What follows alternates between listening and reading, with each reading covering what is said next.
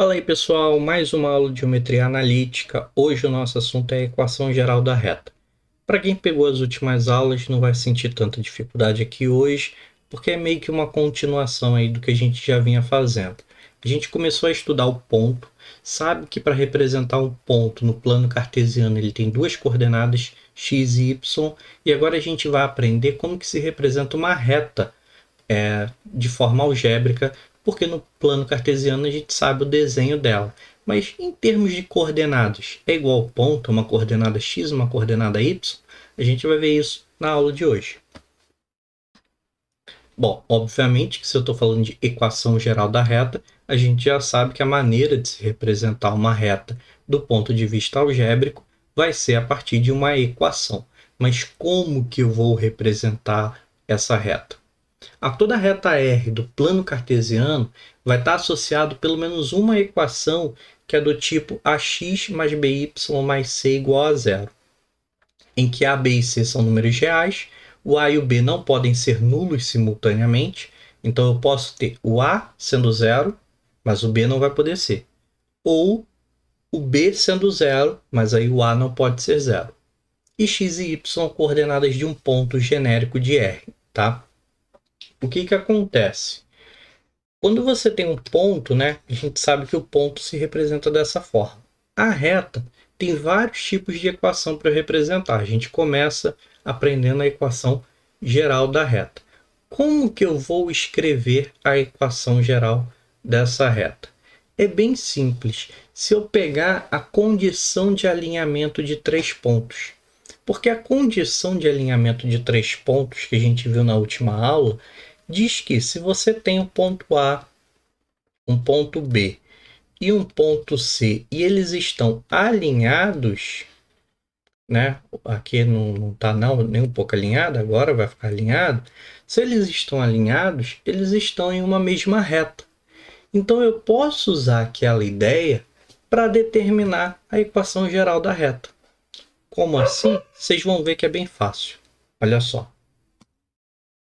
Determinar a equação geral da reta que passa pelos pontos A, 4, 7 de coordenadas e B, 3 e 5 de coordenadas. Bom, eu sei que uma reta ela tem infinitos pontos, certo? Isso a gente sabe, uma reta possui infinitos pontos.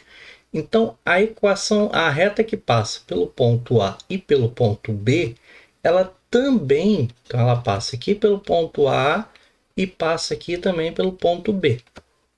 Ela também vai passar por vários outros pontos, que não está dado aqui, mas eu sei que passa.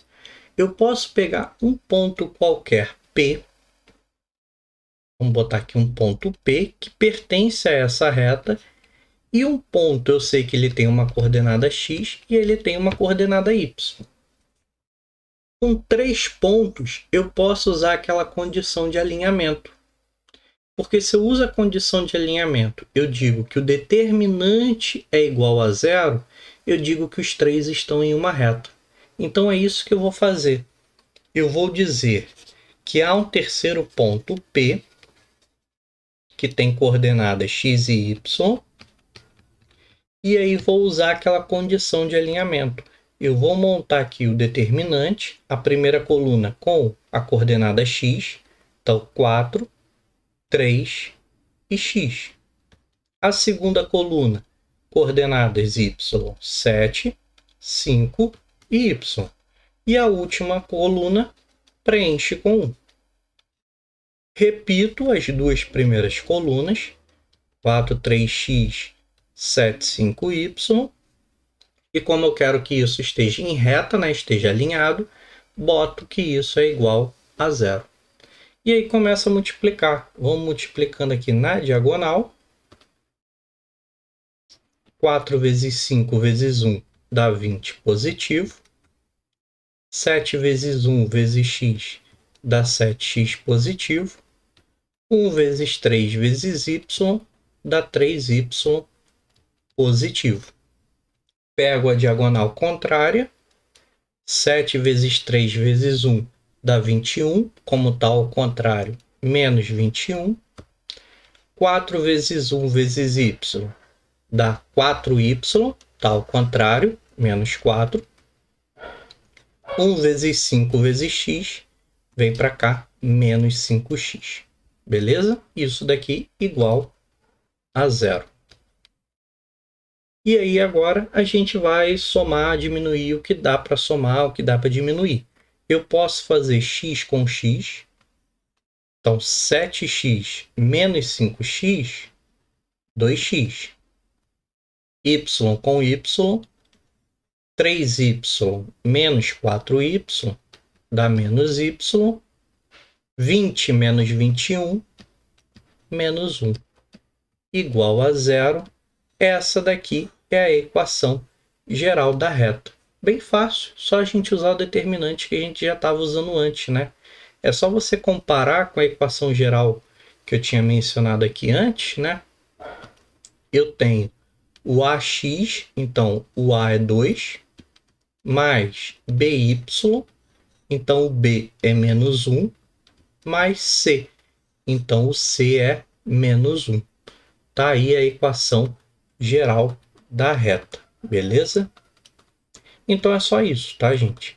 Para encontrar a equação geral da reta, quando eu tenho dois pontos quaisquer, basta eu colocar um terceiro ponto genérico, coordenada x e y, calcular o determinante igualando a zero, e aí eu vou encontrar uma equação como resultado. Eu não vou encontrar um valor numérico, porque eu tenho x e y ali, não tem como fazer essas contas, vai montar apenas uma equação, beleza?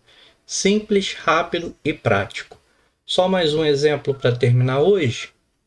Se eu quisesse saber se um ponto pertence ou não à reta, que nem aqui está pedindo para verificar se o ponto P tem coordenada 3 e 2, ele pertence à reta S, que tem equação x menos 3y mais 3 igual a zero, basta você fazer o seguinte: a coordenada x dele é 3 e a coordenada y dele é 2.